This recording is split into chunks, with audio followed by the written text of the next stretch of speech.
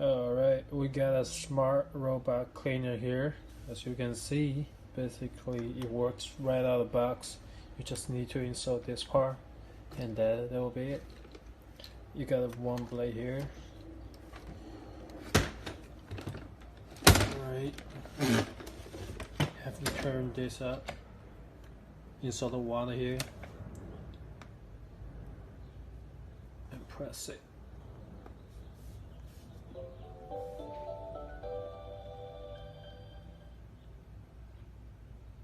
Take some time. Starting the cleanup.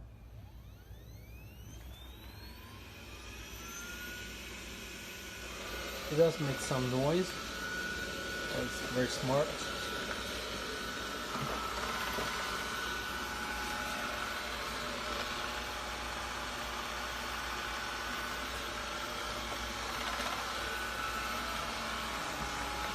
I can just leave it when I leave my home, and it's not gonna flop on the steps. It's really good. It's gonna also mop your floor. Alright, let's see if it's gonna fall. As you can see, it's pretty steep. Oops. Nope. Pretty smart.